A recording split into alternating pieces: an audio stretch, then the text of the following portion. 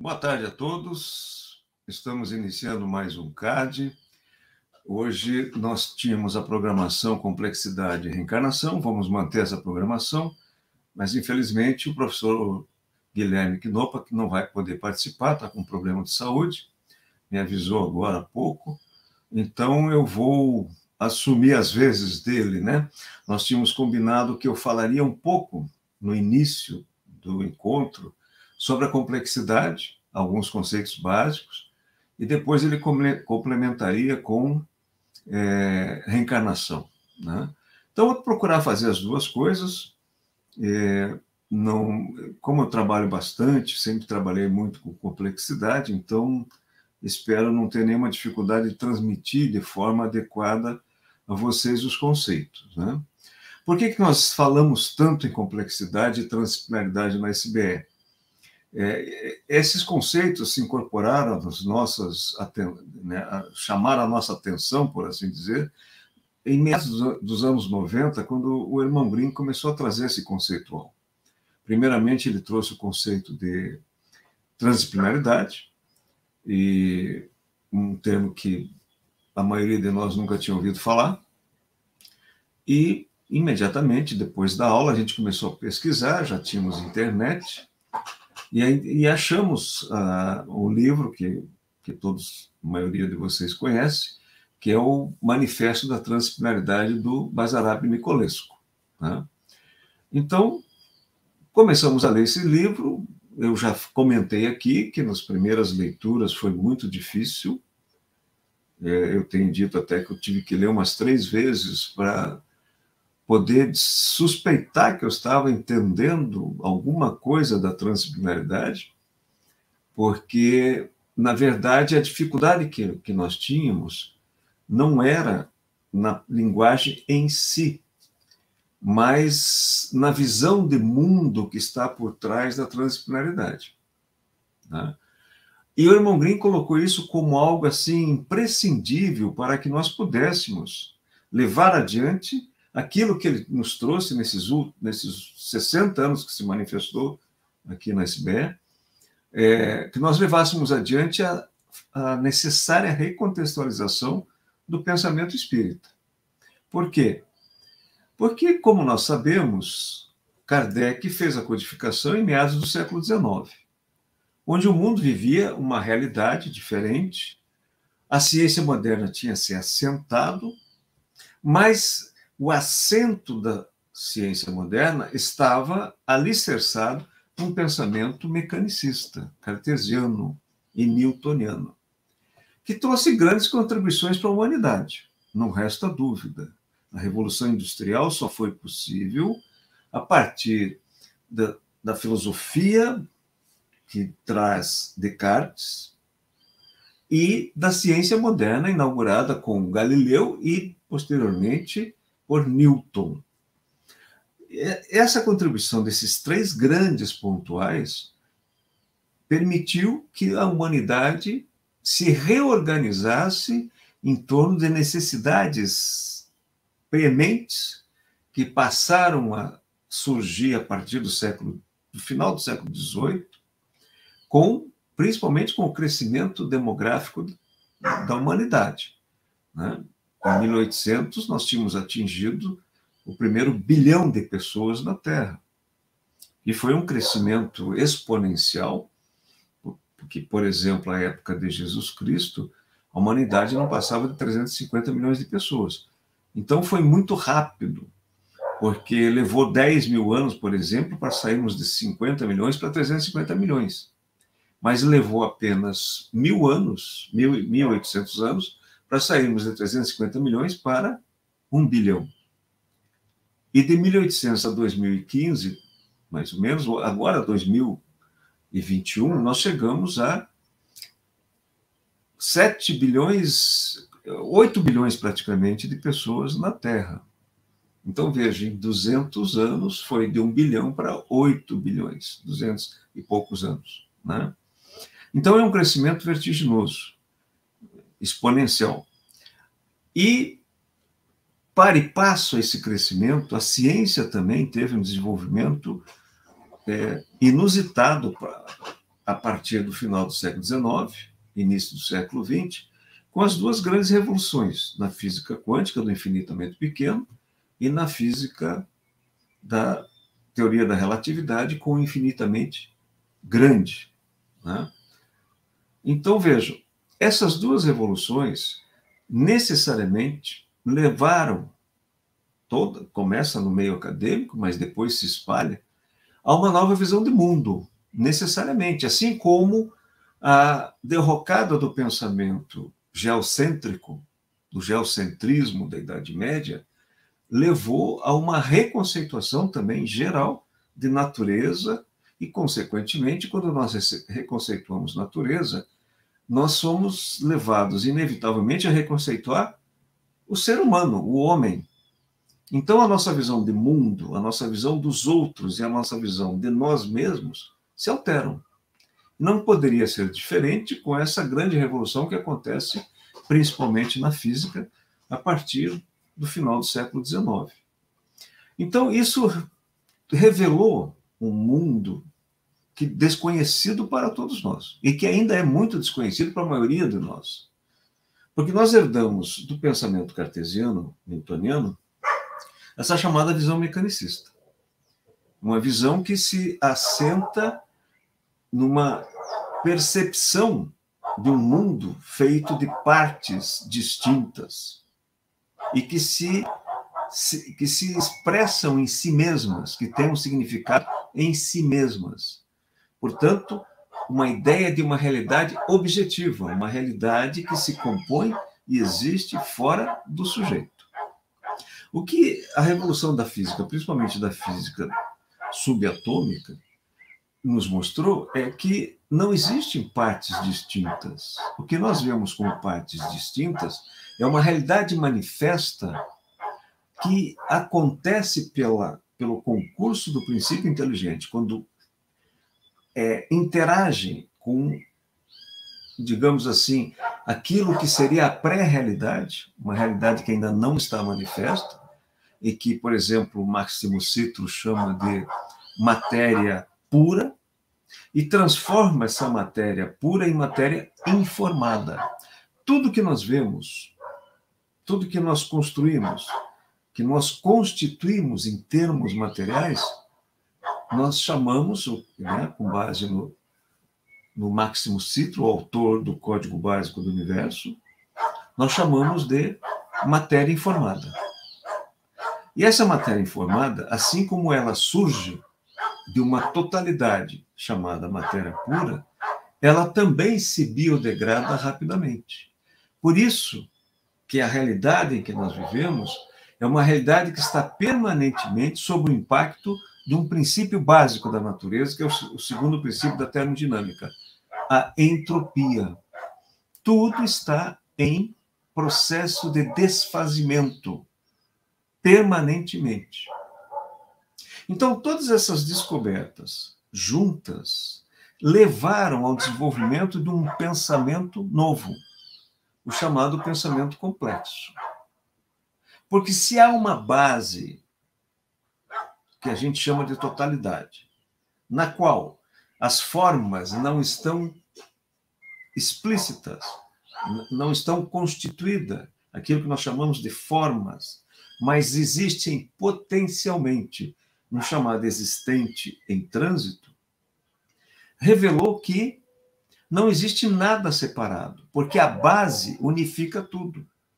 Então, quando nós dizemos assim, que a parte está no todo e o todo está na totalidade, nós estamos dizendo que essa totalidade, que não é transparente, que não é sensível aos nossos sentidos, ela unifica porque o todo e a parte estão contidos nessa totalidade. Ela é a base da parte e do todo.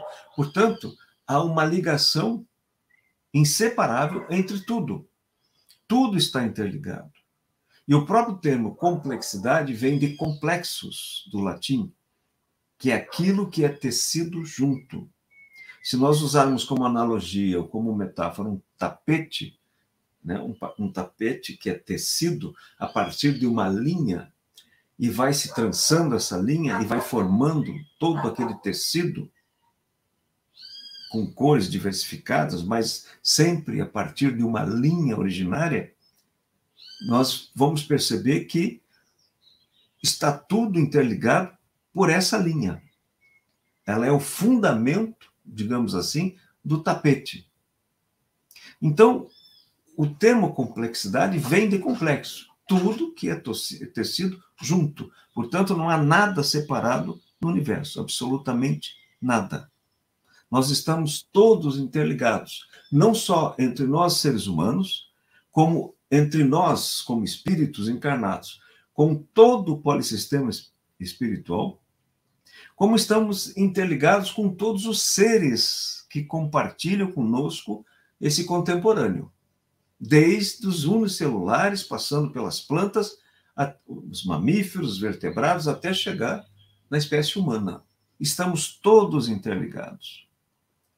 Basta vermos, por exemplo, e só o pensamento complexo é capaz de esclarecer como é que surge, por exemplo, uma pandemia, como foi ou está sendo essa pandemia do Covid-19, a partir de um ponto, de um acontecimento de curta duração, que é detectado numa região da China e que rapidamente, pela chamada galáxia bacteriana, se espalha pelo planeta de forma irresistível. Não havia como impedir que essa pandemia se espalhasse. O que nós conseguimos foi minimizar o contágio pelo isolamento social temporário.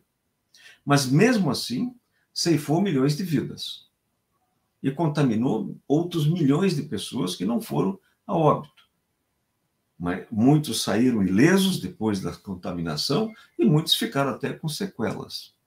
Agora estamos diante de uma outra ameaça que chamam de varíola dos macacos, que começou na Europa, apareceu na Europa, alguns casos isolados, mas que hoje praticamente se espalhou pelo mundo. Né? Então, vejam, isso tem a ver com decisões e ações que os seres humanos, ou parte da humanidade, tomou e que levou a desequilíbrios no curto, no médio e no longo prazo. Como tudo está interligado, e nós estamos todos envolvidos num conjunto que nós chamamos de inteligibilidade, porque tudo é inteligente, o princípio inteligente está por trás de tudo, o que nós chamamos de mundo ou realidade manifesta, tem a autoria do princípio inteligente, nas suas mais variadas fases existenciais, seja na pedra, no vegetal, no animal, seja no ser humano. Então, como nós estamos todos interligados, e essa interligação nos coloca diante de uma substancialidade que se revela, por exemplo, na tendência universal de preservação da vida. Todos os seres vivos estão sinalizados para preservar a vida. Quando há qualquer ameaça que possa comprometer o equilíbrio do conjunto, de alguma forma haverá reação. E, invariavelmente, essa reação, com desequilíbrios ecológicos, começa pelos micro-organismos, que é um dado interessante. E a maior população do planeta são os micro-organismos. Nós somos a minoria da minoria, comparativamente, em termos quantitativos, aos micro-organismos. E eles são invisíveis. Quando nós detectamos os efeitos da reação dos micro-organismos, a situação já está posta. Portanto, é muito difícil impedir que ela se espalhe. Até por a sua invisibilidade. Né? E ele é tão inteligente que, quando nós alcançamos alguma forma de antídoto, ele já se alterou, porque ele continua sinalizado para preservar a vida. Então, o que tudo isso nos revela? Que há uma unidade fundamental entre tudo. Em última instância, essa unidade fundamental é o Criador.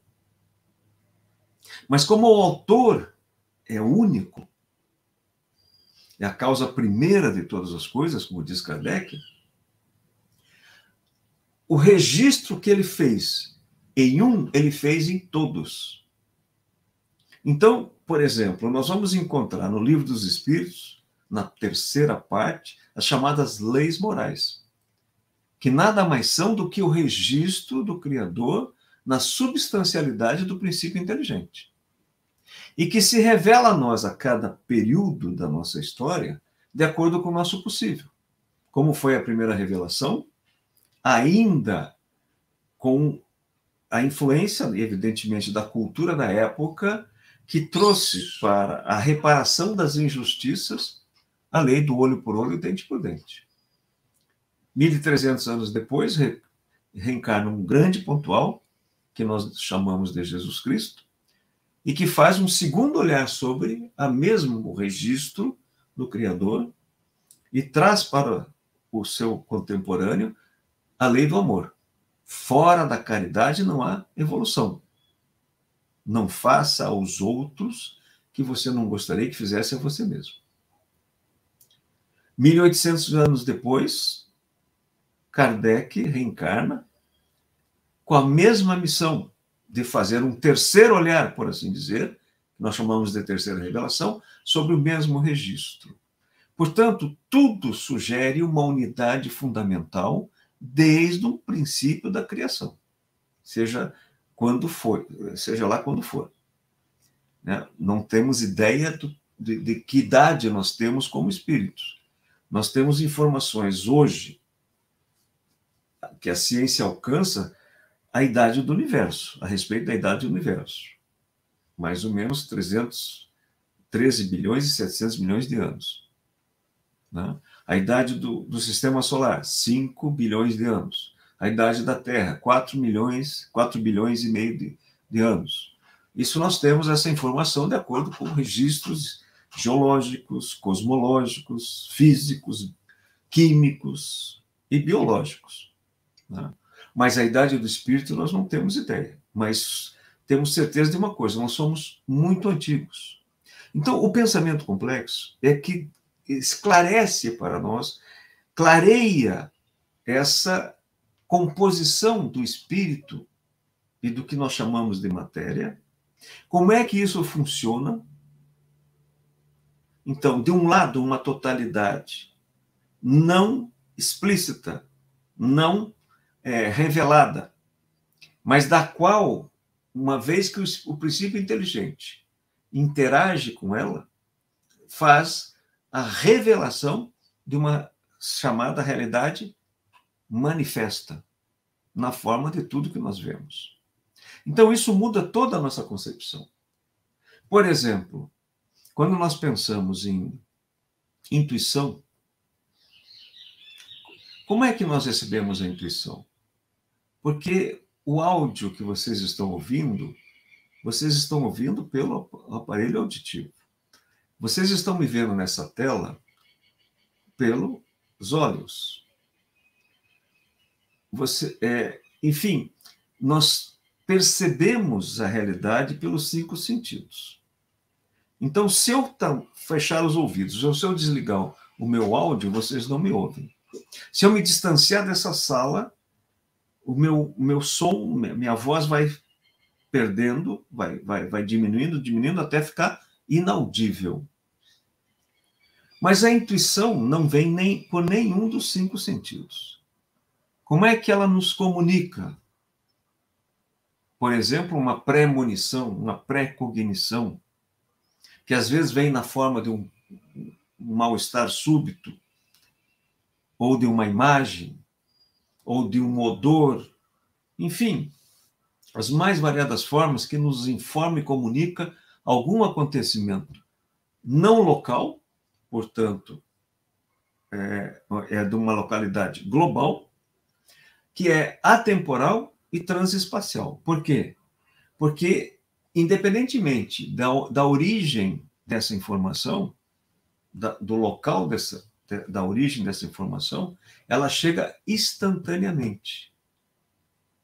Ela não está sujeita a um deslocamento espaço-temporal. Por quê? Porque há algo mais profundo que nos interliga, como se nós estivéssemos todos num mesmo espaço contido. É só uma analogia que eu estou fazendo. É como se nós todos estivéssemos no mesmo espaço contido. Mesmo que estivesse alguém numa galáxia distante, ligado a nós espiritualmente, nós receberíamos algum tipo de informação intuitiva instantaneamente, porque distância não conta para a comunicação do espírito. A forma de comunicação do espírito transcende as limitações temporais e espaciais. Então, o pensamento complexo vem trazer para nós elementos que possibilitam nós começarmos a compreender como é que funciona todo o processo existencial do espírito. E aí nós chegamos, por exemplo, no chamado campo mediúnico, que nós vamos falar mais adiante. Eu não vou me antecipar, até porque o professor Raul Oliveira vai trabalhar também em campo mediúnico. Eu devo participar de uma parte do módulo dele, mas eu vou falar também na semana que vem, porque o Guilherme já me antecipou que não poderá comparecer, porque ele tem um compromisso fora de Curitiba. Eu vou falar sobre a reencarnação e o extramental, e as redes espirituais. Reencarnação, extramental e redes espirituais. Hoje eu estou trazendo alguns elementos da complexidade para nós compreendermos a reencarnação sob a ótica da complexidade. Então, veja, a complexidade, o pensamento complexo, é um dos pilares de algo maior, que é a transdisciplinaridade. E a transdisciplinaridade, como o próprio o prefixo diz, trans quer dizer aquilo que está entre, através e além de todas as coisas. Ora, o que eu disse até agora, até o momento? Eu disse que há uma substancialidade que nos interliga a todos, que, portanto, está entre, através e além de nós todos. E que nós chamamos, como espíritas, de princípio inteligente. Princípio inteligente. Todos nós temos, substantivamente, somos o princípio inteligente. No nosso estágio, nós somos o princípio inteligente individualizado. Individualizado. Até chegar ao estágio humano, ou eu diria assim, até pré-humano, porque os chamados primatas também já têm uma autopercepção como indivíduos, a nossa individualidade estava, por assim dizer, embotada, porque nós reencarnávamos na forma protoespirítica a grupos e não a indivíduos. Por exemplo, um formigueiro, um cupinzeiro, é um protoespírito que está vinculado a todos aqueles supostamente indivíduos que são as formigas e os cupins, que trabalham em conjunto de uma forma absolutamente orquestrada, como se tivesse uma central de comando unificada e que todos fizessem exatamente aquilo que devem fazer, quase que como autômatos. Não chega a ser um autômato, mas em função de uma composição genética, eles têm uma reação padronizada. Tanto é que se você seccionar um cupinzeiro, cortar ao meio, imediatamente todos os cupins começam a reconstruir. Imediatamente. E apesar de serem cegos, essa espécie de cupim, eles fazem com que as extremidades se reencontrem com uma precisão absoluta. Se eliminarmos a rainha do cupinzeiro ou da colmeia, o conjunto se desfaz. E as abelhas e os cupins começam a morrer. Então, tem um cientista, que é um biólogo britânico, chamado Rupert Sheldrake, que ele chama de alma do formigueiro, alma do cupinzeiro ou alma da colmeia. Então, nesse estágio, que a gente chama de proto-espirítico, proto-espírito é antes de sermos espíritos, é o princípio inteligente na forma proto, está vinculada a uma espécie de colônia biológica. Mas com o andar, né, do processo reencarnatório, esse proto-espírito vai gradativamente se individualizando até chegar numa autopercepção. Mas essa individualização, ela não nos separa. Não nos separa. Ela revela que, apesar de nós termos uma substancialidade única, nós, como indivíduos, nós somos diferentes. Desde o momento em que fomos criados, já tínhamos a nossa individualidade, só que ela não era explícita. Nós precisaríamos, evidentemente, de toda essa trajetória que percorremos para revelar a nós mesmos aquilo que nós já somos. Uma singularidade irredutível, mas que não nos separa do conjunto, da totalidade, que é a substância,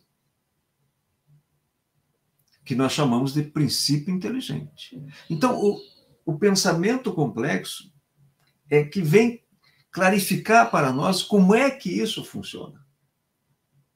Porque até pouco tempo atrás, antes de conhecermos o pensamento complexo, nós tivemos a contribuição de Ludwig Bertalanffy com a teoria de sistemas, que a natureza é composta de sistemas e subsistemas e todos estão interligados. Mas não compreendíamos qual era o elo de ligação de todos os sistemas e subsistemas. E hoje, pelos conhecimentos que nós adquirimos, com a contribuição da ciência e com a contribuição dos espíritos, como Antônio Green e outros, que vieram fazer a recontextualização do pensamento espírita, principalmente através do médium Mauri Rodrigues da Cruz, nosso irmão Mauri, nós podemos ressignificar e repaginar a nossa visão do espírito, do processo mediúnico. E o que é que explica tudo estar interligado. Então, complexidade é um pilar da transplanaridade, porque revela exatamente essa interligação. E a transplanaridade revela o quê? O que é que provoca essa interligação. Quer dizer, qual é o elo que liga tudo, que é aquilo que está entre, através e além de todas as coisas. Então, eu estou trazendo a vocês um breve resumo, digamos assim, da complexidade. Eu sei que não é fácil, principalmente para quem está tendo contato com isso pela primeira vez, mas nós temos um módulo desse curso de atualização da doutrina espírita, o CAD, que nós trabalharemos o pensamento complexo durante pelo menos 20 horas, né, em vários encontros. Porque nós vamos falar de livre-arbítrio sob a ótica da complexidade. Nós estamos falando de reencarnação sob a ótica da complexidade. O Mário vem falando do Deus imanente sob a ótica da complexidade. E o irmão Raul, professor Raul Oliveira e a Vanilza Oliveira falarão também do campo mediúnico e da comunicação entre os polissistemas pela ótica da complexidade. Então, nós vamos falar muito sobre complexidade. Então, não se preocupem que nós vamos trabalhar muito esses conceitos. Eu coordeno, inclusive, o módulo da complexidade, onde nós teremos o livre-arbítrio, a educação espírita, a arte espírita e assim por diante. Muito bem. Dito isso, como é que nós podemos interligar complexidade com reencarnação? Então, veja o que eu disse. O universo está sob a égide, por assim dizer, do princípio entrópico. Quando nós reencarnamos, nós entramos no tempo. Nós estamos no polissistema espiritual, que é atemporal e transespacial. E aí nós reencarnamos e mergulhamos numa realidade que nós chamamos de matéria, dimensão material, polissistema material, e que está condicionado pela materialidade e pelo tempo. Que, aliás, é muito difícil definir tempo. Nem os cientistas conseguem defini-lo. Nós conseguimos compreendê-lo, senti-lo, percebê-lo, mas não defini-lo. Eu já repeti aqui algumas vezes as palavras de Agostinho, né? Ora, o tempo, se não me perguntarem, eu sei o que é, mas se me perguntarem, eu não sei o que é. Né? Todo mundo sabe o que é, mas não sabe dizer o que é. Mas nós sentimos o tempo. Mas dá para ter uma ideia de como é que o tempo se processa. Se nós estamos sob o impacto do princípio entrópico, ou seja, tudo na matéria se biodegrada, tudo tende a uma desordem, a uma desorganização, porque tudo se desmancha, por assim dizer, na matéria. O nosso corpo físico sofre esse impacto, porque nós reencarnamos, temos a fase da infância, da adolescência, quando chegamos à idade adulta, a partir dos 25 anos, começamos a ter mortalidade celular acentuada. E aí é o que nós chamamos de idade madura e depois velhice, que é exatamente essa biodegradação de tudo que é da matéria. Né? Então, como nós estamos sob o impacto desse princípio, nada é permanente a não ser a mudança. Então, nós reencarnamos numa realidade que está em permanente transformação, se biodegradando. Isso se chama temporalidade.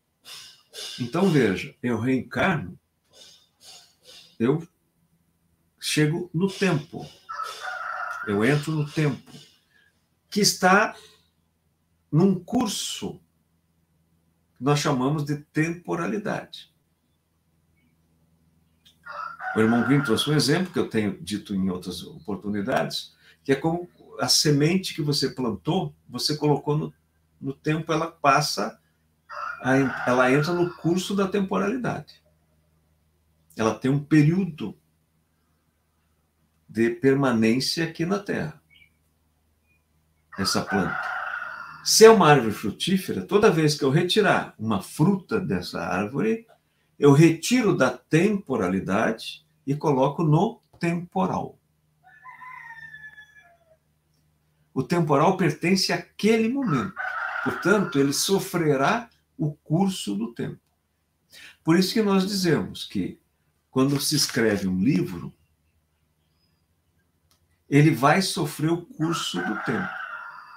Ele terá que ser recontextualizado. E é o que nós estamos fazendo, por exemplo, com a codificação.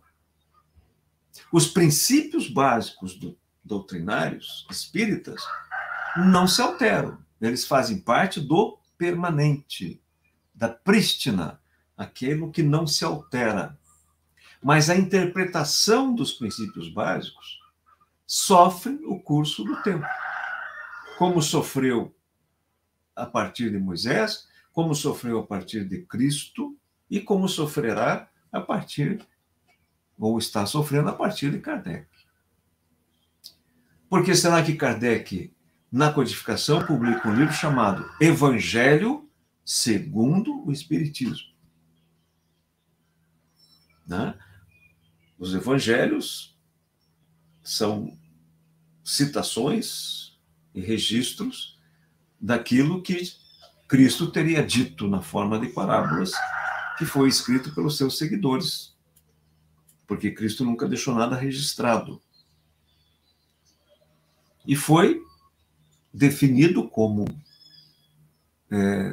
imutável, digamos assim, a partir do Concílio de Nicéia, uma interpretação que foi combinada, por assim dizer, e acertada nesse concílio, e passou a ser a linguagem oficial do Evangelho. Mas quando Kardec faz a codificação, ele faz uma reinterpretação das parábolas do Evangelho de Cristo, né?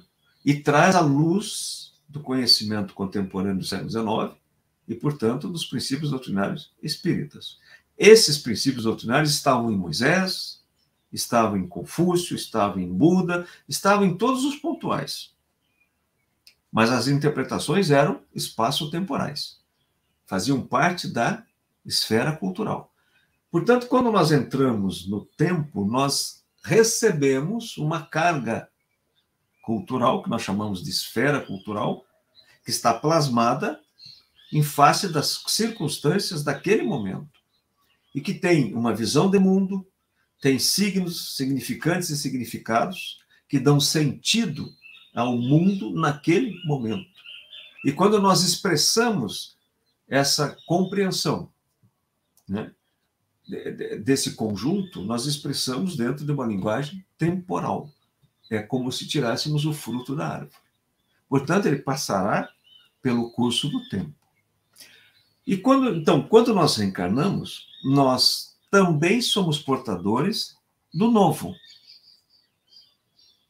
Nós entramos no tempo, recebemos a carga daquilo que está posto, e cada um de nós, na sua especificidade reencarnatória, nos seus talentos específicos e habilidades específicas, ou seja, na sua singularidade, irá contribuir para levar adiante aquele arcabouço cultural, sempre levando através de transformações gradativas, que vão se acumulando, em algum momento reencarnam alguns pontuais que juntam essas pequenas transformações e formam grandes sínteses. Porque os espíritos pontuais que trouxeram grandes contribuições para a humanidade, eles não tiram da cartola essas contribuições. Eles têm duas características básicas, como toda liderança tem, naturalmente. Isso não se ensina. Eles têm uma capacidade de empatia muito forte, de perceber o seu entorno, o mental e o extramental, que vem pela intuição, e um poder de síntese muito grande. São capazes de transformar aquilo numa linguagem acessível e que dá sentido ao que as pessoas estavam sentindo, mas não sabiam expressar o que era. Que eram o quê? Necessidades novas diante de transformações que foram ocorrendo e que não tinham respostas adequadas, porque as respostas que existiam estavam defasadas. Sofriam aquilo que tudo que está no tempo sofre, obsolescência. Então, vejam, nós estamos diante, no processo reencarnatório, cada grupo de espíritos que reencarna, que são portadores do novo, entram numa realidade que está permanentemente se desmanchando, por assim dizer. Está sob o impacto da entropia. Mas o princípio inteligente, pela sua substantividade, o chamado princípio conativo, o conatus, que é essa tendência universal, inevitável de preservação da vida. E para preservarmos a vida, nós temos que permanentemente reorganizar a desordem. Vejam, à noite nós vamos repousar. Nos deitamos no leito e desorganizamos a cama para repousar o corpo. Então eu preciso desorganizar para me organizar. Acordo de manhã, cedo, arrumo a cama e vou para o banheiro fazer a higiene pessoal. Desorganizo o banheiro para me reorganizar. Aí passo o rodo, seco, arrumo tudo, guardo os utensílios de onde eu tirei e vou para a cozinha fazer o desjejum. Desorganizo a cozinha para me organizar. Permanentemente. Portanto, um dos fundamentos da complexidade é ordem, desordem, complexidade. Por que complexidade? Porque nesse ciclo permanente de ordem e desordem, a cada dia eu sou maior do que eu era ontem. Então, aumenta a complexidade da minha participação no existencial, na vida. Né? Então, a cada dia eu estou passando pela ordem, desordem, organização. Então, a entropia tem uma resposta que é a negentropia. Deixa eu colocar o termo aqui para vocês, que às vezes não conhecem o termo, né? A entropia tem a resposta sempre da negentropia. Entropia, tendência à desordem. Negentropia, reorganização da desordem. Mas essa reorganização é precária. Precária no sentido de que ela não é permanente. Porque a entropia vai necessariamente levar a uma nova desordem. E desordem, ordem, complexidade nos remete àquilo que permeia as nossas existências: incerteza e indeterminação. Porque nada é linear. E aí nós estamos diante de um componente importantíssimo do nosso processo reencarnatório, que é o ruído. Ruído é a interrupção de um processo comunicacional. Por exemplo, você está falando no celular e aí a voz fica cortada. Nós chamamos de ruído. O ruído é aquele acontecimento aparentemente inexpressivo, mas que muda nossas vidas. E isso nós presenciamos ruídos diariamente, eu diria assim, diuturnamente. Nossas vidas estão repletas de ruídos nesse sentido. Então, aquilo que é complexo, que está interligado, que é indeterminado, incerto e não linear, se torna hipercomplexo. Hipercomplexo.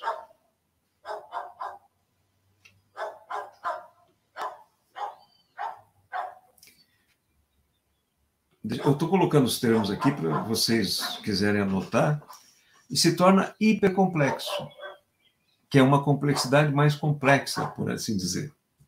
Né? Então, imagine, eu reencarnei, eu tenho um projeto reencarnatório, porque da última encarnação, logo após a última encarnação, eu faço aquela revisão, aquele inventário da última encarnação, tudo que se passou, enfrento a mim mesmo, porque não existe tribunal que não seja a nossa consciência, e vejo aquilo que eu aprendi, que eu acrescentei, e vejo aquilo que eu deverei aprender, ou que deixei de fazer e que devo fazer. Faço essa reprogramação num interregno entre uma encarnação e outra, que pode durar entre 70 e 80 anos, e a tendência é aumentar esse intervalo, porque ele é diretamente proporcional à expectativa média de vida na Terra. Então, eu venho com um projeto reencarnatório. Não é um programa, é um projeto reencarnatório. E eu começo a programar esse projeto desde o momento que eu reencarno.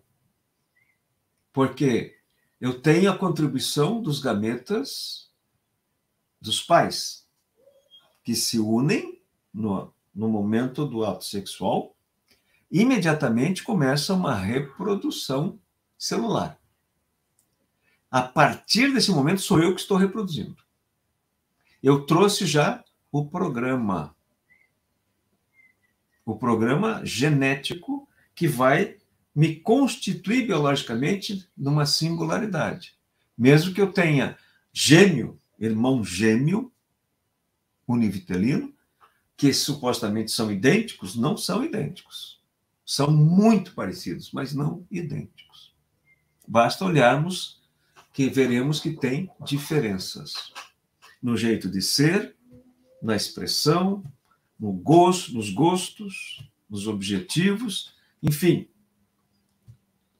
é algo que é comum, que é familiar a nós, né? Quem já conviveu com pessoas que são gêmeos, né?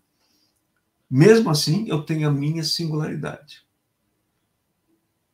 Então, veja, eu reencarno essa singularidade e venho, e essa minha especificidade vem com um projeto.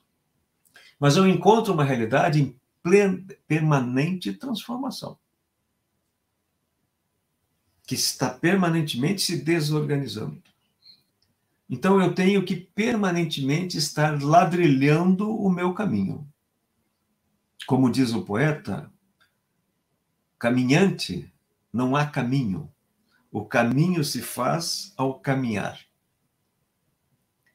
E quando você andar e olhar para trás, o caminho já se desfez.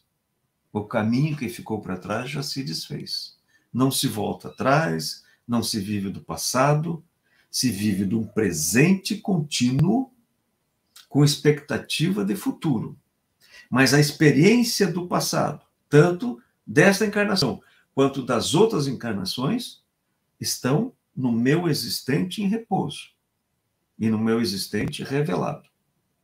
Portanto, eu estou com os instrumental institucional necessários para ladrilhar esse meu caminho. Mas eu tenho que ter a convicção de que, e a certeza de que tudo é incerto, de que tudo é indeterminado e nada é linear.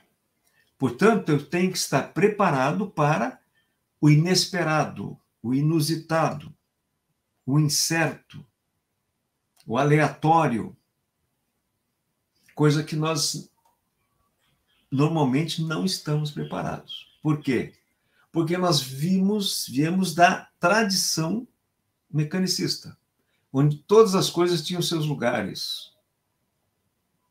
Até a educação tem essa influência muito forte, inclusive até hoje.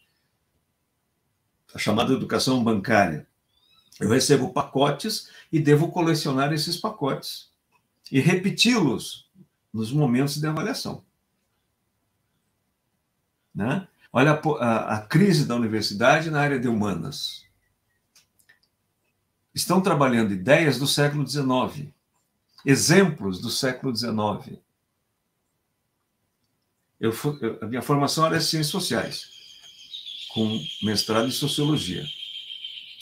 Se vocês analisarem os conteúdos da sociologia do trabalho, tem uma disciplina chamada sociologia do trabalho, os referenciais dos livros, textos, é a Revolução Industrial, a primeira Revolução Industrial, final do século XVIII. Classe operária, etc. Né? Quando nós já estamos na quarta Revolução Industrial.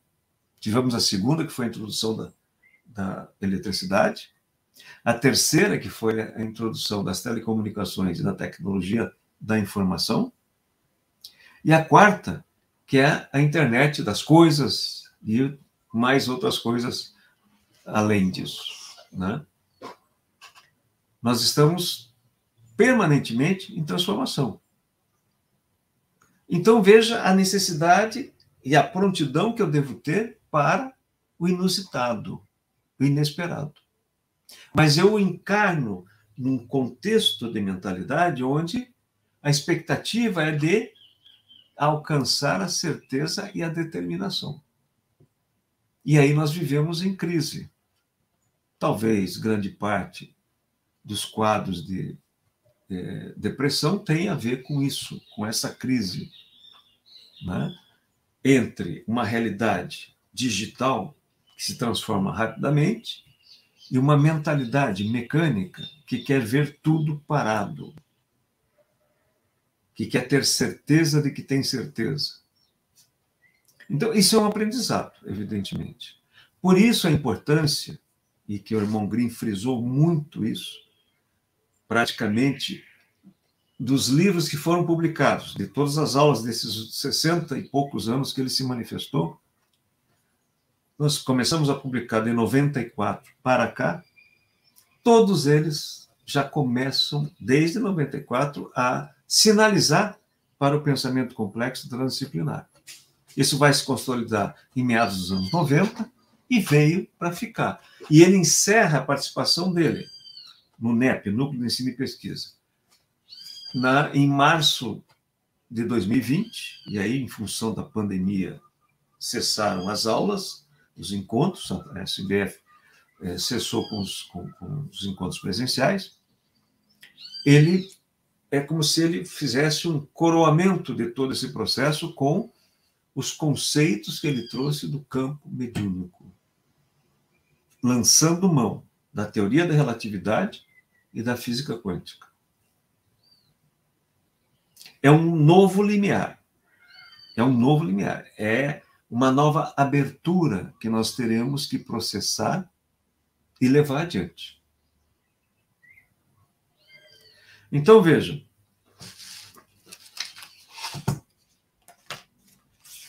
Na semana que vem, eu vou continuar falando sobre complexidade, porque eu quero, pela ótica da complexidade, trabalhar a reencarnação, extramental e redes espirituais, que estão intimamente interligadas, né?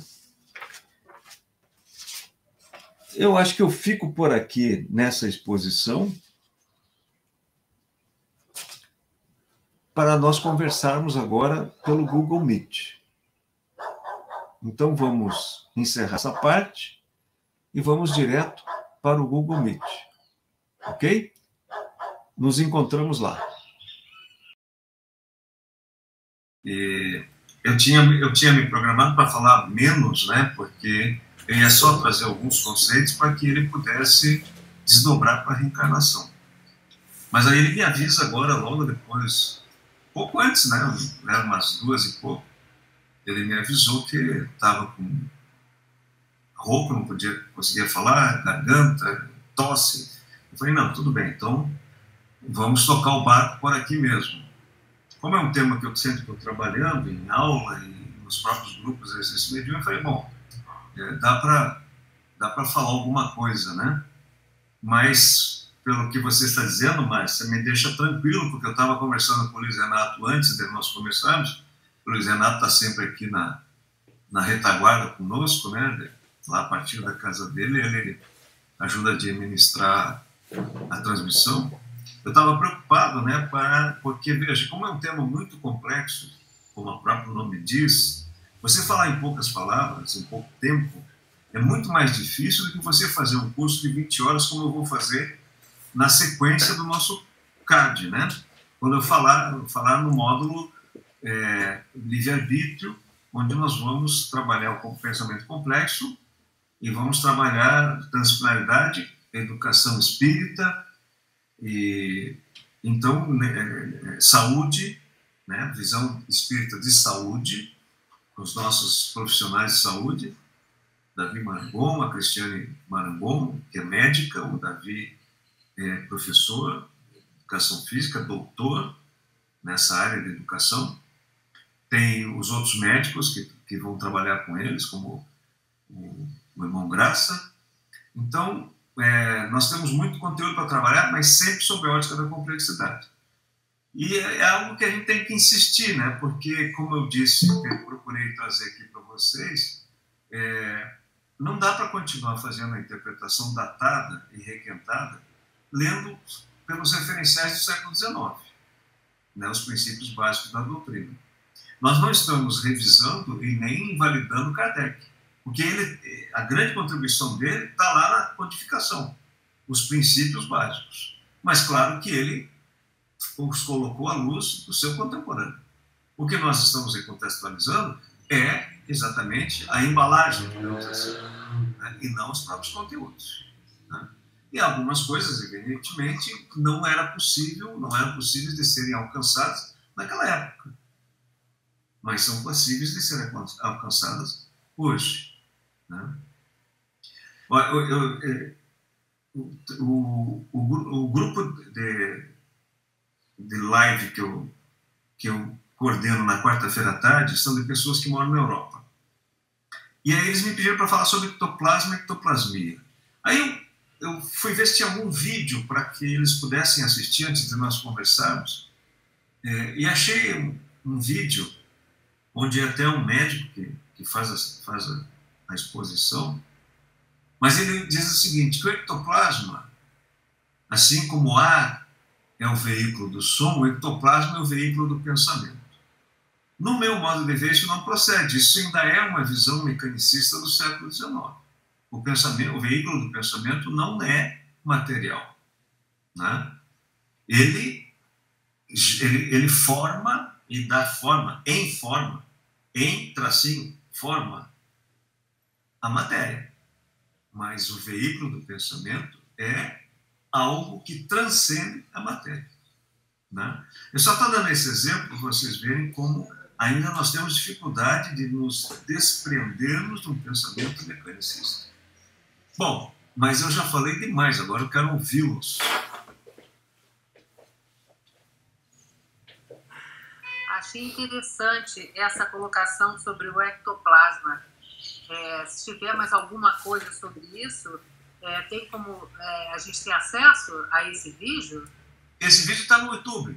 Ah, tá. E o nome é ectoplasma?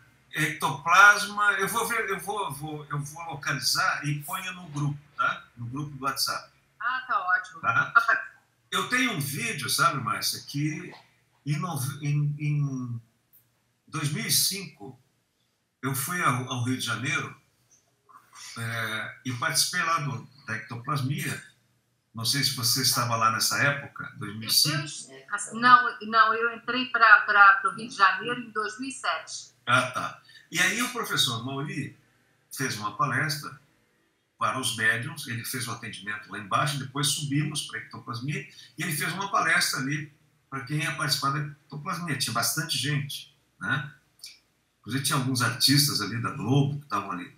E aí ele fez a palestra sobre ectoplasmia. E eu filmei essa palestra. Infelizmente, foi com som direto, que eu não tinha microfone de lapela, então pegou os ruídos do ambiente, né? Mas eu editei essa palestra, que eu achei muito interessante, muito esclarecedora sobre o que é o ectoplasma e a ectoplasmia. Né?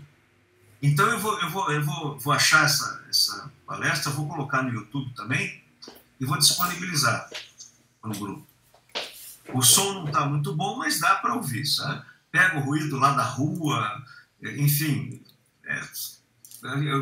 Eu, por acaso, liguei a câmera ali, comecei a filmar e não parei mais, né? Rui, podemos botar legenda, daí fica, a gente põe isso, né, olha aí. Melhora a qualidade. E... O São Luca, o São Luís Renato já deu a solução.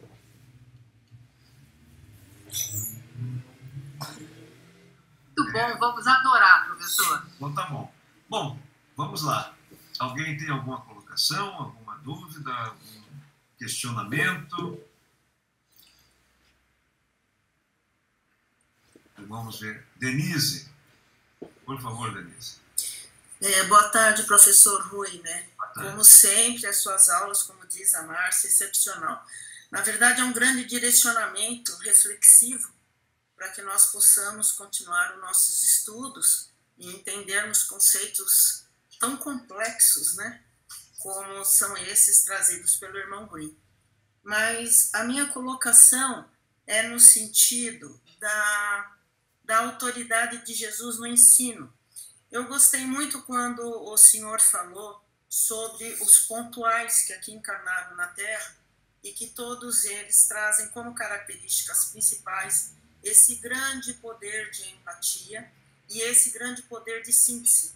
de tudo que acontece na sociedade para que se chegue a uma didatização desses novos conceitos, né? E Jesus Cristo, sem dúvida, foi um grande pontual.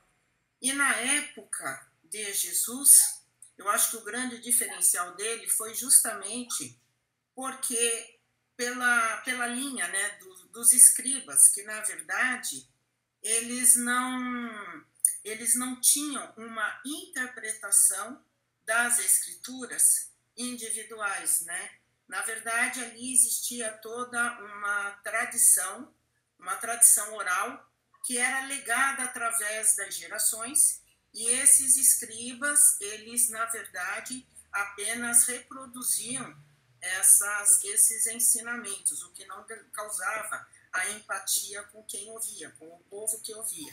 E Jesus, ele vem justamente nessa contrapartida, né, com todo o seu poder de oratória e a sua interpretação pessoal dentro de toda uma autoridade evolutiva que ele possuía, né? Então, a minha pergunta, professor Rui, eu gostaria de saber a sua opinião, é no sentido assim, por ele ser um pontual e ter essa visão de síntese, por que o senhor acha que ele não deixou registrado a sua linha de pensamento, as suas teorias, os seus conceitos? Por que o senhor acha que isso foi passada a responsabilidade para os seus apóstolos, os seus seguidores, em registrar isso, já que eles não tinham o mesmo nível de evolução de Jesus Cristo? O senhor acha que é para continuar essa tradição oral da época?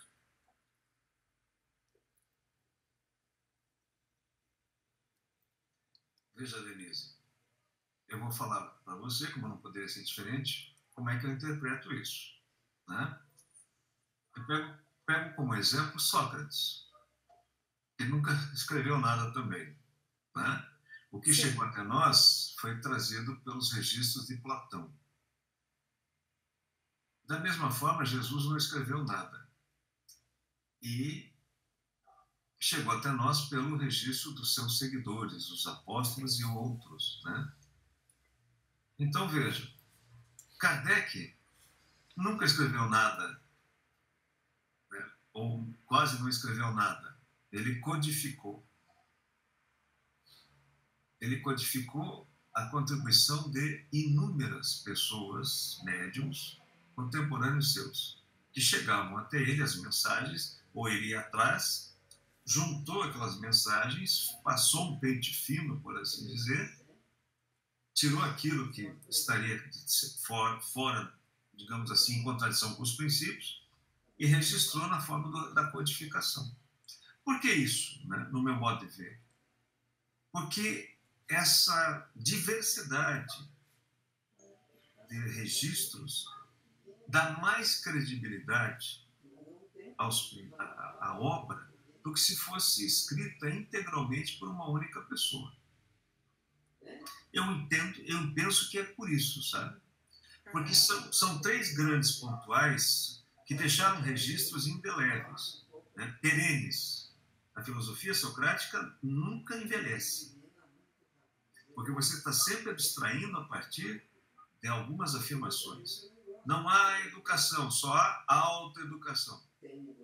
Ora, hoje nós chamamos isso de construtivismo, né?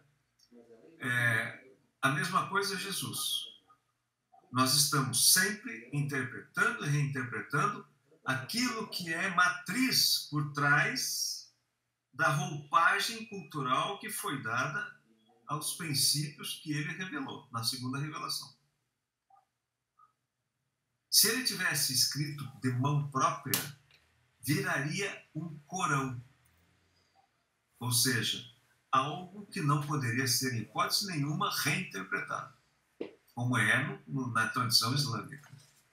E como tem sido na tradição cristã, que se baseia no Velho Testamento e na interpretação feita pelo Concílio de Nicéia. Tem até no catolicismo tem lá a Congregação para a Doutrina da Fé, que são os únicos que podem revisar alguma coisa na interpretação. Mas é de uma lentidão assim excepcional. Eles levam muito tempo para aceitar alguma forma de inovação. Só para você ter uma ideia, somente João Paulo II é que inocentou Galileu. É verdade. Né? Uhum. Galileu deve ter ficado muito preocupado. Nossa. Desculpe a brincadeira. Mas eu penso que é por isso, sabe, Denise? Sim.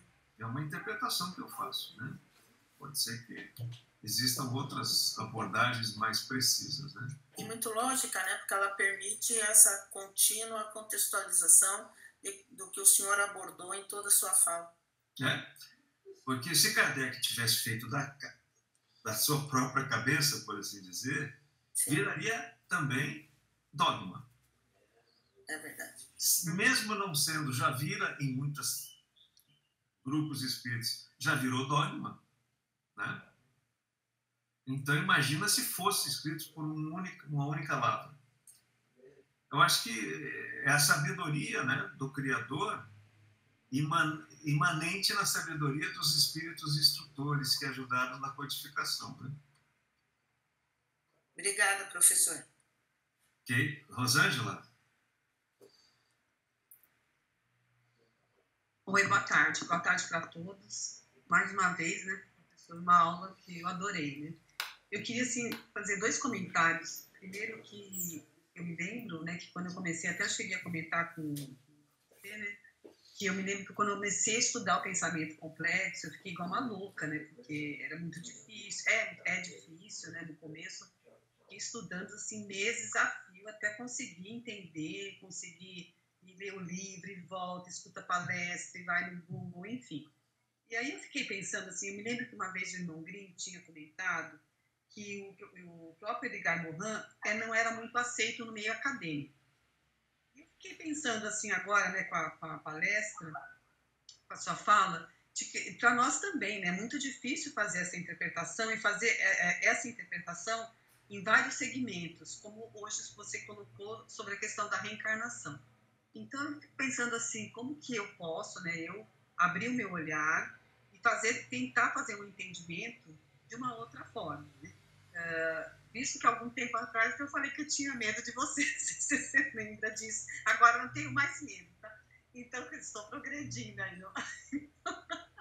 Então, a gente fica pensando como é difícil, né, interiormente, pelo menos para mim, é difícil você fazer esse novo olhar em tudo, não só, eu acho que o pensamento complexo, ao mesmo tempo, parece ser tão óbvio em algumas coisas, você colocar todo esse pensamento, né, em todos os outros segmentos, abre muito, né, o seu campo, você acaba tendo um outro entendimento que é muito proveitoso, pelo menos a nível de espírito, pelo menos para mim. Então, eu fico perguntando assim, ainda hoje, né, no meio acadêmico, ainda existe essa resistência? Essa é uma pergunta. A segunda é que a gente também não pode, pelo menos agora eu vejo assim, se você vê reencarnação, mas eu estou reencarnado assim porque na outra encarnação aconteceu isso comigo. É muito simples. Né? Eu tenho umas respostas muito simples, e as coisas não são assim. Né? Então, se você for fazer realmente uma releitura, você vai ver, não é bem assim. Então, eu acho muito interessante essa colocação do pensamento complexo, que eu amei de paixão, adoro, e acho assim que ajuda muito, só que tem que estudar, realmente, viu, Denise? Tem que ficar lá estudando, assistindo palestra, mas vale muito a pena. Obrigada, professor. Obrigada, pessoal. A resistência continua, a resistência no mundo acadêmico, na doxa acadêmica, é uma doxa, infelizmente, continua, com algumas exceções, né? Você tem algumas iniciativas no campo da complexidade, da transplanaridade, mas são iniciativas marginais dentro do meio, mesmo do meio acadêmico. São iniciativas marginais, são de pessoas que começam a trabalhar nessa vertente. Mas o Edgar Morin, ele é muito rejeitado ainda, principalmente na área de humanas. O Guilherme queria falar hoje com vocês, ele também fez ciências sociais, agora está fazendo direito, ele me falou que um dia, numa aula, lá na universidade, na área de sociologia, o professor estava trabalhando lá um tema e ele perguntou sobre a abordagem, né? Ele fez lá algumas considerações de cunho complexo, digamos assim. E aí o professor falou assim, não, isso aqui é isso, aquilo, mas você não está falando dessas bobagens do Edgar Morin, né? Perguntou para ele, né? Então, veja, para mim é ignorância no sentido de não alcançar os fundamentos da complexidade. Então, é mais fácil você desdenhar, né? Por outro lado, na área de humanas, o pensamento compacto, né, do marxismo é refratário a qualquer inovação. E a complexidade é uma grande inovação. Ela desmonta o marxismo, por assim dizer, né? Porque se você parte do princípio de que nós somos todos interligados, mas somos uma singularidade irredutível, você não pode trabalhar com a ideia de um homem moldável, que possa ser moldado. O pensamento materialista, ele parte do pressuposto que o homem é uma máquina e, portanto, pode ser moldado, programado. Como nós somos singularidades irredutíveis, nós não nos reduzimos nem no que alcançamos e nem nos reduzimos ao outro. Por exemplo, vocês podem ter gostado do que eu falei, mas vocês vão processar o que eu falei e vão singularizar o que eu falei. Se forem repetir, vão repetir pela sua compreensão, não pela minha, né? Não há como você se reduzir a mim, nem eu a vocês, nenhum de nós aos outros, né? Essa premissa, ela é incompatível com a ideia de modelo de sociedade, modelo de ser humano, porque esse é o projeto, por exemplo, da sociedade perfeita na ótica materialista. Uma sociedade perfeita precisa de um homem perfeito, né? Como nós somos imperfeitos, criaram os gulags, as prisões, os campos de concentração, com o pretexto de que queriam reeducar e corrigir as imperfeições, né? Mas, na verdade, era uma forma de afastar os inconvenientes, aqueles que estão incomodando, né? Os irregulares. O próprio Morin, ele faz quando ele faz uma crítica ao pensamento tradicional, ele cita dois exemplos. A época do geocentrismo, a humanidade, como ainda é assim, procurava conhecer a ordem no sentido estático. Então olhava para o céu e aí a percepção que tinham é de que toda a abóbada celeste passava aos nossos olhos da mesma forma todas as noites, todos os dias. A lua, o sol, todos se repetiam, por assim dizer. Mas existiam alguns pontos luminosos no céu que eram irregulares. Ora apareciam aqui, ora apareciam ali. Não tinha uma ordem, que eram os planetas. Planeta em grego quer dizer astro errante, né? E eles deixaram isso de lado, não levaram em consideração as irregularidades. Passaram a trabalhar só com a regularidade. E esqueceram a verdadeira natureza do universo, que é a desordem, a tendência à desordem. Na União Soviética, eles criaram os gulags, que eram esses campos de concentração. Eu tive a oportunidade de conhecer uma reconstituição de um gulag na Letônia, em Riga, que foi trazido lá da União Soviética porque era onde tinham sido levados os letões quando a União Soviética derrotou os nazistas e ainda assumiu o controle da Letônia. Então eles consideraram aquelas pessoas traidores e levaram para esse gulag. Aí eles trouxeram e remontaram no museu. Igualzinho aos campos de concentração como Auschwitz. Aqueles beliches, né?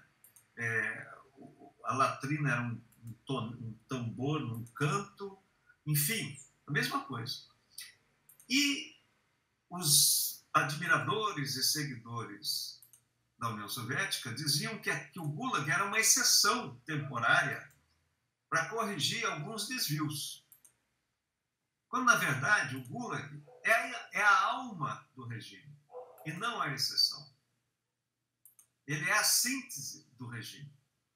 Que ele se baseia no quê? Na intolerância à diversidade e ao diferente. Então, veja, o pensamento compacto, o pensamento mecanicista, consegue justificativa com essas coisas. Mas o pensamento complexo revela a falsidade dessa argumentação. Alguém mais? Cristiane? Está sem áudio.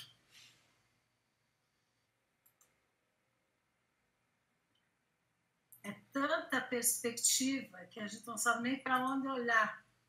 Todos os conceitos e teorias. E você falando assim, professor, dessa relação que o Edgar Morin também não... Acho interessante porque ele traz assim, muito sensível, né? Pensando no humano também, só para lembrar disso, né? Quase que uma refundação para poder caminhar junto com todas essas teorias, né? Então, é muito simples, ele traz aí, aponta assim, por exemplo, a utopia, né? O homo poéticos, né? Que a gente precisa encontrar outras formas de ser, de fazer, e de existir dentro dessa perspectiva. Mas só me ocorreu uma coisa, pensando assim, de uma experiência que eu tive esse ano na psicopictografia. Eu sempre fiz um projeto ali com as crianças de uma vivência lúdica e sempre trabalhando a ideia da imaginação. Então, né, uma relação diferenciada. Um projeto que fosse diferente de tudo. Vou muito raramente, mas é uma coisa que sempre levei assim.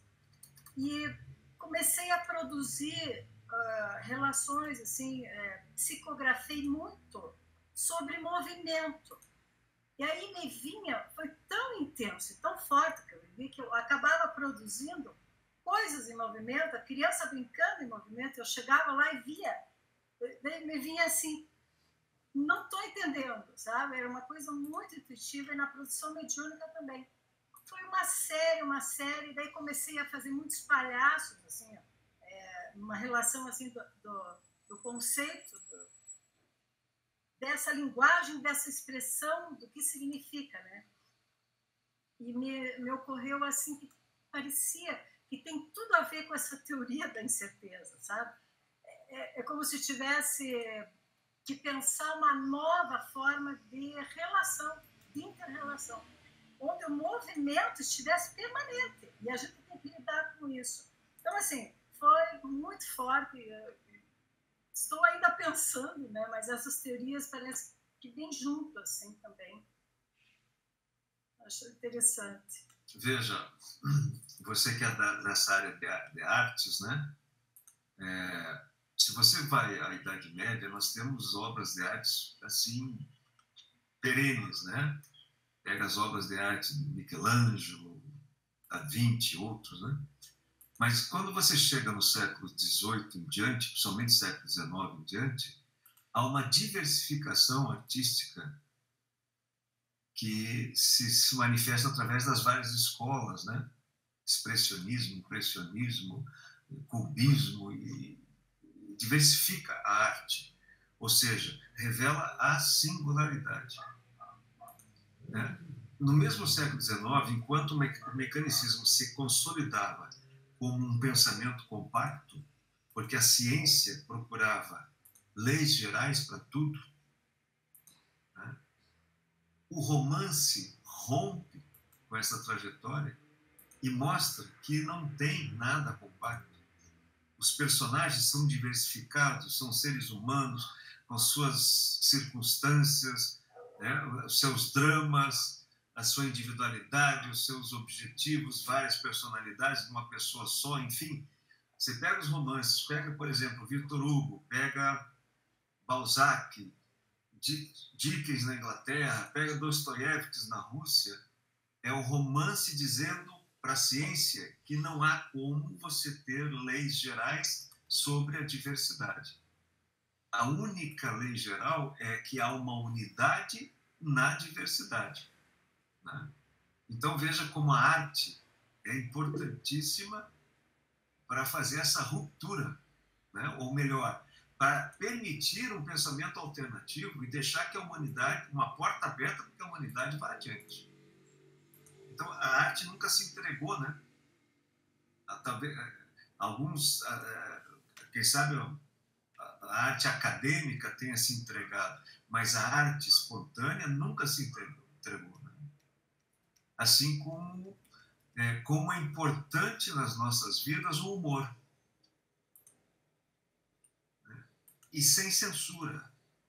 Veja, nós estamos numa época de lacração, de cancelamento, não sei o quê, e com alguns até humoristas que são fundamentais, porque eles são os irregulares que nos fazem ver aquilo que nós não queremos ver, né? Enfim, está dentro do campo da arte, né? Diogo? Boa tarde. Uma pergunta bem objetiva. Professor, que direcionamentos nós podemos ter no pensamento complexo para interrelacionar intuição e reencarnação?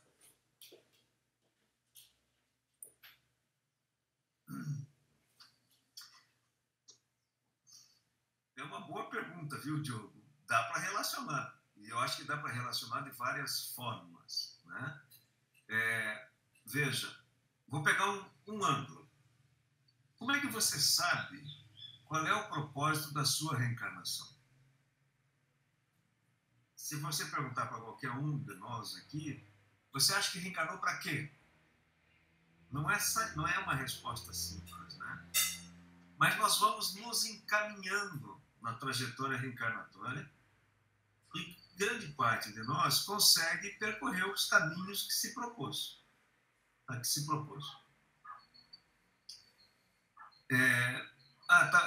Eu reencarnei para ser ligado ao magistério, né? Acho que sim.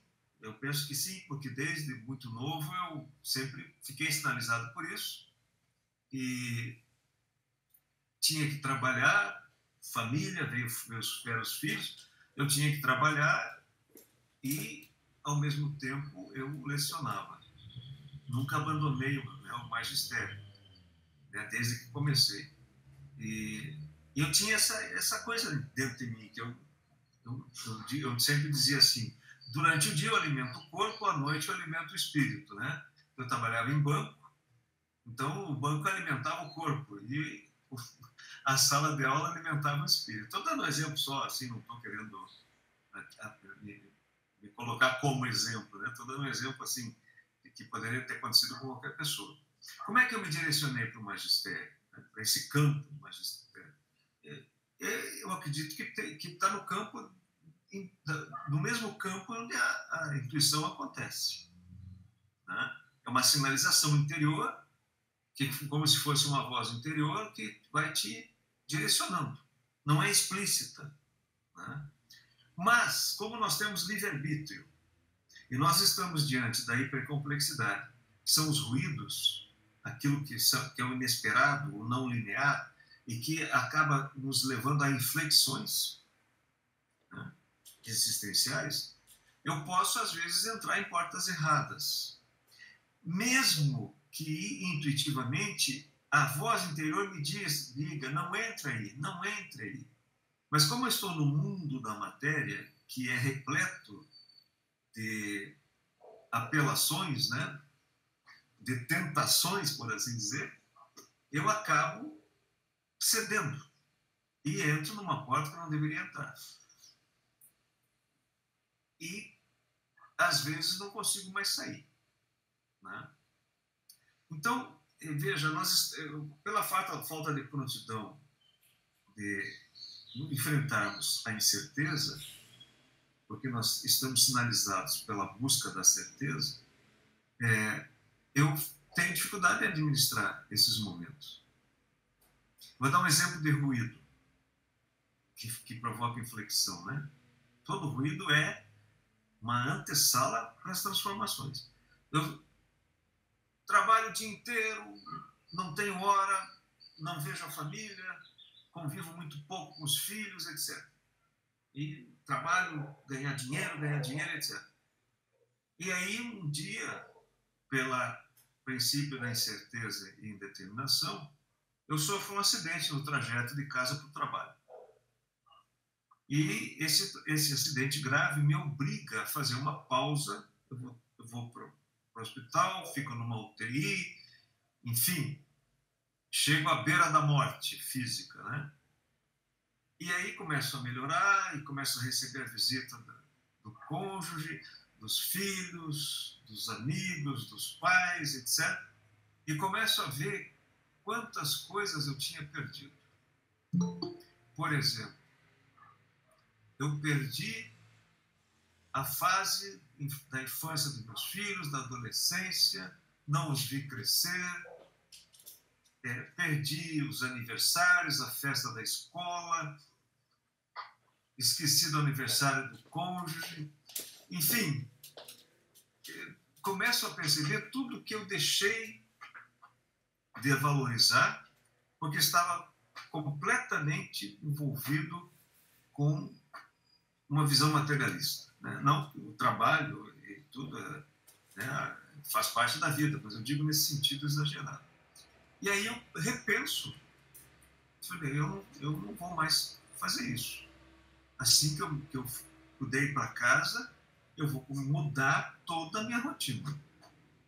Eu vou trabalhar menos, vou fazer as refeições em casa, vou acompanhar as atividades dos meus filhos, se eles ainda estiverem em casa, vou conversar mais com a minha companheira ou com o companheiro, enfim, vou valorizar aquilo que eu deveria ter valorizado e não valorizei. Então, aquele acidente é o ruído e que provocou uma inflexão e que aconteceu em alguns segundos. Portanto, um acontecimento que tem média e longa duração, né? O acontecimento em si, uma alteração conjuntural e depois até uma alteração estrutural na minha forma de relacionar com o mundo, com a vida e com a família. Né? Então, veja, nós todos temos intuições constantes, mas quando estamos com os olhos vendados ou com aquela viseira, como se põe em cavalos, né?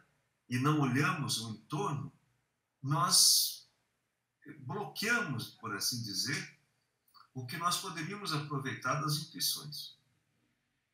Mas, para mim, como todos nós encarnamos com missão, todos nós, não são só os pontuais que têm missão, todos nós somos missionários. Claro que alguns vêm com missão de grande envergadura, que trazem grandes impactos positivos para a humanidade, ou até negativos, né? Mas trabalhar, exercer sua profissão da melhor forma possível. O Diogo é professor, né? Então, exercer a profissão de docente da melhor forma possível é uma missão. Criar os filhos é uma missão. Conviver com a comunidade, com os vizinhos e tudo faz parte de uma missão construtiva, né? Então, a gente vai se encaminhando e grande parte de nós segue aquilo que nós planejamos no nosso projeto reencarnatório, pela intuição. Ela está ali dialogando permanentemente conosco, né? É assim que eu vejo, sabe, Diogo? Não sei se respondi a sua indagação. Obrigado, professor. Já era teu fã, agora sou mais. Obrigado. Tudo bem, Elaine?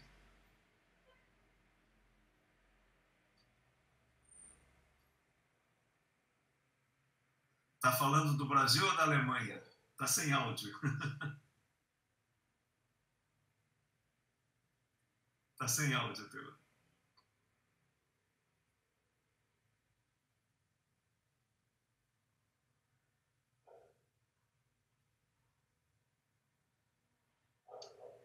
Mais alguma indagação, alguma pergunta, algum comentário? Oi, boa tarde a todos. Tudo bem, Elaine? Tudo, eu já estou de volta. Ah, já está de volta. Muito bem, seja bem-vinda. Obrigada. Mais alguma questão? Não? Opa, Cristiane, fale, Cristiane.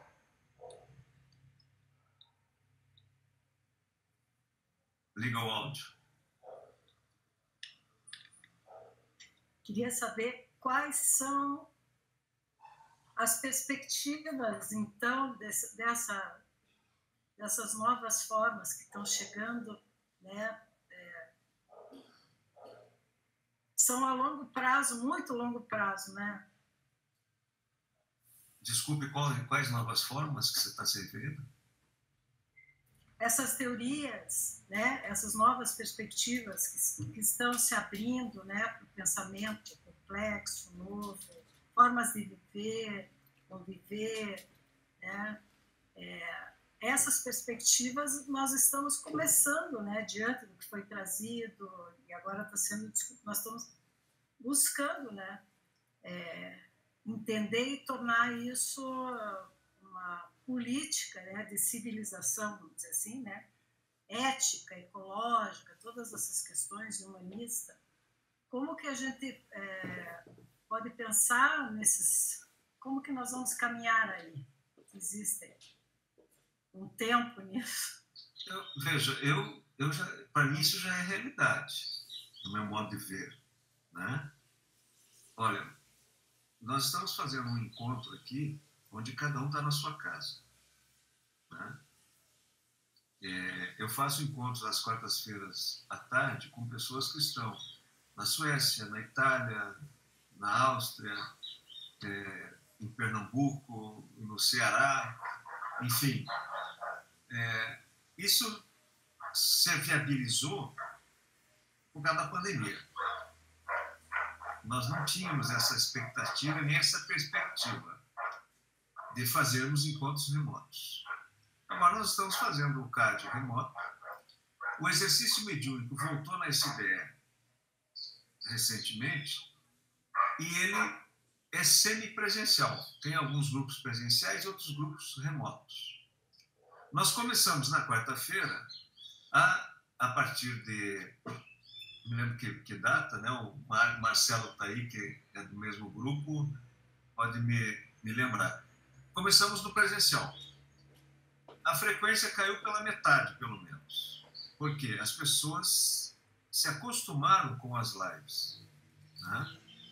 E perceberam como elas trazem benefícios no sentido de economia de recursos, redução de riscos, de estresse, trânsito, essas coisas todas, né? Sem perder a qualidade.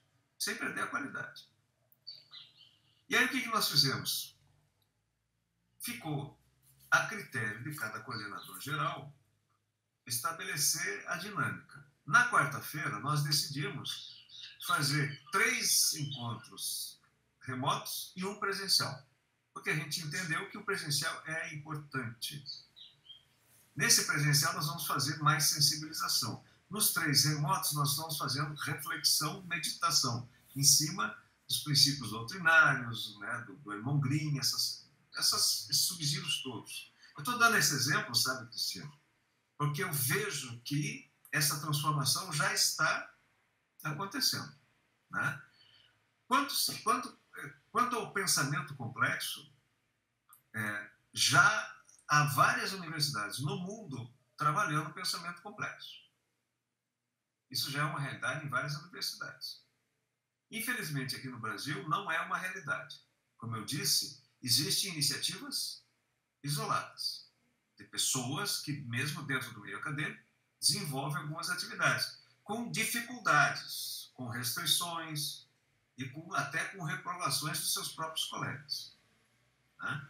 Uma vez o irmão Green citou que o Edgar Morin, quando passava nos corredores da universidade, as portas se fechavam. Né? Se fechavam as portas porque não queriam interação com ele. Né? Mas Edgar Morin ficará. Os seus detratores serão esquecidos. É mais ou menos como o Spinoza, né? Foi execrado, excomungado, não dormia nas estrebarias porque ninguém lhe dava qualquer tipo de acolhida, dormia com os animais nas estrebarias porque a bula da excomunhão condenava inclusive quem o ajudasse.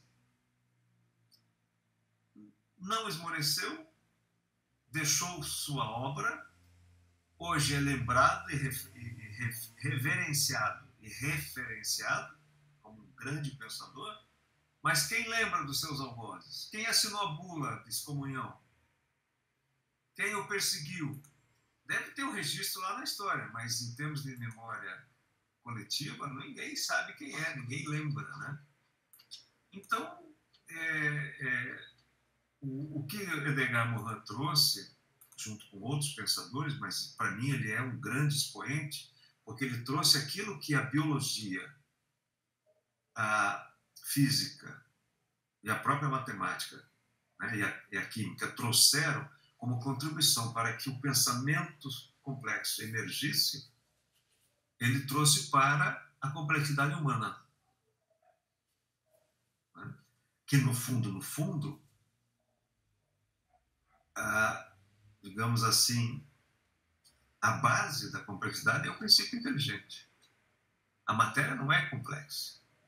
A construção do princípio inteligente em face da chamada realidade revelada, a realidade manifesta, é que é complexa. Não é a matéria em si que é complexa. É aquilo que é construído pelo princípio inteligente que é complexo, né? Porque tem um princípio básico, entrópico, que a matéria está sempre se desfazendo. Então, tudo, no fundo, se direciona para o espírito, né? Olha, a ciência do século XIX, e até hoje, muitos cientistas, o próprio Einstein tinha essa expectativa de encontrar a teoria unificada. Até hoje, nenhum cientista conseguiu formular a tal da teoria unificada. Uma teoria de tudo, né? O Stephen Hawking, aquele físico inglês que ficava numa cadeira de rodas, tinha essa expectativa. O próprio Einstein desencarnou no leito de morte, redigindo equações, tentando buscar a teoria unificada.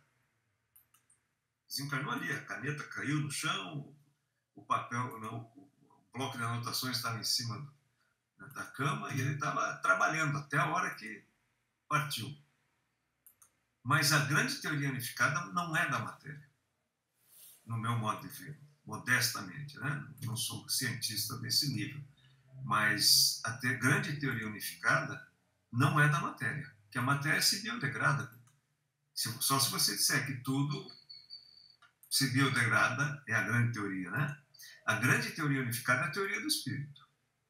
Essa é a grande teoria unificada, porque é a base e a origem do que nós chamamos de realidade. E Deus está onde? Deus está imanente no princípio inteligente, né? Ele é o grande estimulador, digamos assim, pela inteligibilidade. Não é como pensavam os iluministas, como Diderot, Voltaire, D'Alembert e outros, que diziam o seguinte: eu não nego Deus. Diderot até começou a negar Deus, né? Eu não nego Deus, mas ele fez o que tinha que fazer e agora só nos cabe conhecer o funcionamento da sua obra. Portanto, não precisamos ficar pensando em Deus. né? Foi o que disse Pierre Laplace, o grande matemático, quando Napoleão indagou sobre a sua obra. Mas, doutor Pierre, onde é que está Deus no seu sistema? Ele disse: excelência, eu não preciso dessa hipótese, né?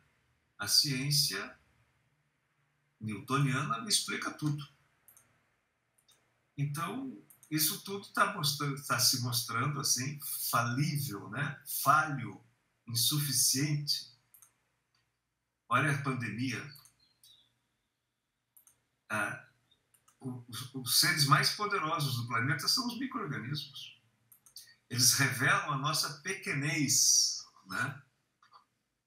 Porque eles, além de serem furtivos, porque ninguém espera, eles são extremamente dinâmicos, né? Essas variantes todas aí que nós estamos enfrentando, isso é inteligência, inteligibilidade. Achou uma vacina que poderia eliminá-los, eles já se transformaram antes da vacina. Quando inventaram o tal do BHC, o DDT, não me lembro, que eu acho que até está proibido, né, que seria a salvação da lavoura, os insetos, uma linhagem dos insetos já tinha se transformado geneticamente e passaram até a comer o tal do inseticida lá, do pesticida, né? Essa é a inteligibilidade. Então, isso aí está revelando, e muitos cientistas já perceberam isso, estão trabalhando nessa frequência, né? Eu vejo assim, sabe, Cristiano? Eu sou um otimista incorrigível. Na segunda metade desse século, nós estaremos... eu não, né? Mas o Diogo vai estar, talvez, eu não sei quem mais aí, o Marcelo, a Denise. Eu não estarei, mas estaremos vendo, lá do polissistema espiritual, um mundo completamente diferente do que nós temos hoje. O que eu estou vendo agora é uma crise que é o paroxismo, são os estertores da velha ordem, em todos os sentidos, e o nascimento de uma nova ordem, né? Essa guerra da Ucrânia, para mim, digamos assim, o começo do fim das autocracias. Veja como a China reagiu, está reagindo, fazendo atividades militares intimidatórias em torno de Taiwan, porque está vendo que o seu desejo de assumir a ilha como território chinês está se esvaindo, porque o mundo não aceita mais autocracias. Elas estão se desfazendo. Olha a Nicarágua, fechou todas as rádios católicas e prendeu o bispo. Lá, não sei se é o cardeal, sei lá, o bispo mor lá da Nicarágua. Isso é o paroxismo. O paroxismo é quando uma doença chega no seu auge, né? Ou o paciente se salva ou morre. Não tem mais como piorar, né? Então, isso é o paroxismo de uma era. E que nós sairemos maiores do que entramos. É o momento, é a era da transfinalidade. Porque nós teremos uma ética que o Edgar Morin chama de antropoética. A ética da humanidade. Não é mais a ética da comunidade, a autoética, a socioética, que se refere só àquele grupo. Existia uma ética entre os nazistas racistas, né, que comungavam a eugenia da raça pura. Existia uma ética. Eles respeitavam os arianos, né? Se respeitavam, tinham toda uma ética.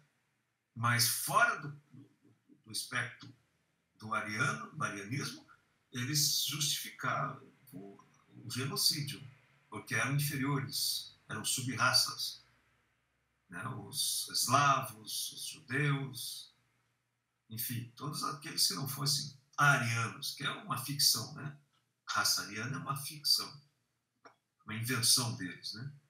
E então existia uma socioética, mas nós estamos caminhando para uma autoética. A pandemia, porque se não vem pelo conhecimento, vem pela dor, né? A pandemia mostrou o quê? Não dá para ter vacina só no primeiro mundo, só nos países em desenvolvimento.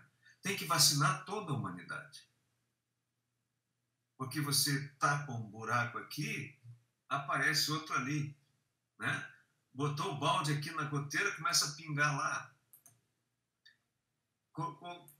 Consertou a tele ali, a água vai sair no outro canto. Não tem como nós resolvermos as questões humanas se não for uma política direcionada para a humanidade e não só para o grupo. Isso se refere à saúde e se refere à economia, né? A desigualdade brutal que existe no mundo e que existe internamente nos países também, nós somos um país vergonhosamente desigual, terá que ser equacionada. E não é igualitarismo, distribuição de riqueza, porque nós criaríamos não ricos, mas todos pobres, né? Empobreceria tudo. É uma nova ordem, uma nova forma, uma nova visão sobre riqueza, sobre economia, sobre natureza, etc. Então, tudo isso está em ebulição. Existem grupos que fazem reflexão sobre isso, existem teorias novas, então as coisas estão caminhando. Olha, veja a seca na Europa. A Elaine esteve lá agora, não sei se chegou a presenciar isso, né, Elaine? O rio Tamisa secou, a nascente do rio Tamisa da Inglaterra, que é um símbolo da Inglaterra, secou. Está seco. A nascente secou, né? Então há uma crise. No México tem uma seca devastadora. Então nós temos desequilíbrios que em grande parte têm a ver com a imperícia e a irresponsabilidade nossa em relação à natureza e os outros seres. Um novo vírus apareceu lá na China agora, extremamente agressivo, de origem animal.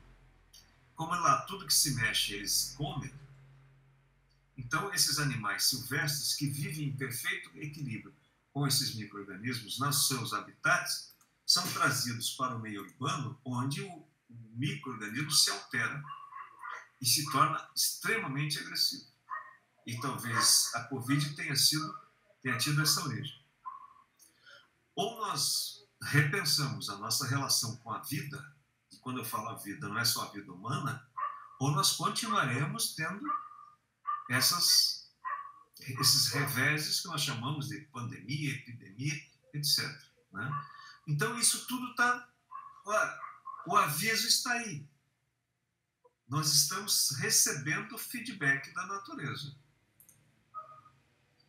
É como uma dor de cabeça, né? Uma enxaqueca. Você está comendo o que não deve, você está abusando de alguma coisa. Ou você para com isso, ou você vai a óbito. Você teve um AVC, um infarto. Ou você para com o tabagismo, com excesso de álcool, ou você vai a óbito. A natureza está dizendo a mesma coisa para nós. E a ciência tem condições de decifrar essas respostas, esses avisos, e encontrar respostas. Então, nós estamos num momento privilegiado, sabe, Cristiano? Por incrível que pareça. Né? Fale, Rosângela. Você tinha falado, eu não consigo ver assim, ética nesse sentido que você tinha colocado, né, dos nazistas. E outro dia, num curso, também uma moça falando sobre ética, inclusive, ela falou que o grupo, né, do PCC tinha uma ética entre eles. Poderia chamar isso de ética? Eu não sei, eu não consigo entender ou ver por esse lado. Queria só que você fizesse um comentário. Obrigada. Qual é o conceito que você tem de ética? Eu tenho ética assim como o respeito, como o que eu fizer para o outro, isso vai reverter, e vice-versa. Então o PCC tem fazer aos outros, né, o que você deveria fazer para você, que se tivesse feito para você, né? Eu vejo por esse lado, eu vejo assim como uma coisa mais de um ideal, uma coisa mais... Agora, falar assim que nazista, eu não consigo entender isso, de ética nesse sentido. Mas a ética em si não é a ética só do bem, né? É a regulação do comportamento e das relações, de forma que haja equilíbrio no grupo. Então, veja, o PCC tem uma ética. Ninguém pode dedurar o outro, né? Mas isso não é norma? Sim, mas a ética se expressa através de normas, né? É uma ética. Não você não pode... ética não é sinônimo de bondade, no sentido geral, né? Não é sinônimo do bem. Ética é uma regulação do comportamento. O que é que eu posso, o que é que eu não posso fazer. Aquilo que o grupo aceita e aquilo que ele não aceita. Então, se eu estou dentro desse grupo, eu tenho que seguir essa ética. Agora, a moral é maior que a ética. A moral se baseia em princípios. E aí nós temos o princípio de respeito à vida, respeito àquilo que é do outro, enfim, uma série de coisas, né? E que aí você transforma numa regulação ética. E assim, eu estou dando a minha interpretação, sabe, Rosângela? Pode ter outras interpretações, talvez os filósofos possam pensar diferente, né? Mas eu vejo assim, existia uma ética entre os nazistas eugenistas, né? Existia uma ética. Eles se protegiam. Hitler não podia matar um ariano. Tanto é que teve um sujeito que praticou um atentado em 1936, se eu não me engano, em Munique.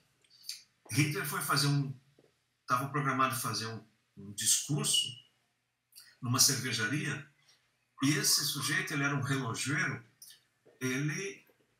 dias antes, ele entrou naquela cervejaria à noite, furtivamente, e tinha um pilar atrás da tribuna, ele escavou aquele pilar e colocou um explosivo com efeito retardado, né? Ele colocou um sistema ali tipo de um relógio para explodir na hora que o Hitler estivesse falando. Só que Hitler, naquele dia, resolveu falar rápido e sair antes. E explodiu logo depois que ele saiu, né? Esse sujeito foi pego. Ele estava fugindo em direção à Suíça, foi pego no caminho. Ele não foi condenado à morte. Ele foi condenado à prisão. Se fosse um outro que não ariano, eles tinham matado na hora que pegaram, né? Isso é um tipo de ética, por mais que isso possa nos surpreender, né? Como eu vejo, né? Então, se você vai preso e vai viver na lógica de uma penitenciária, ela tem uma ética. Você não pode dedurar, né? Você não pode, do grupo ali, do PCC, do Comando Vermelho, você não pode agredir o companheiro, não pode pegar as coisas dele, e quando você sair, você tem que dar assistência para a família dele. É uma família mesmo. Mesmo que seja uma família do mal, mas é uma família. É do mal. Obrigada. Roma Antiga tinha uma ética com o cidadão romano, mas não com os cristãos ou com os adversários que eram capturados e levados para as arenas, né? Para os gladiadores e para enfrentar animais selvagens, etc. Mas com romanos, não. Com o cidadão romano, não.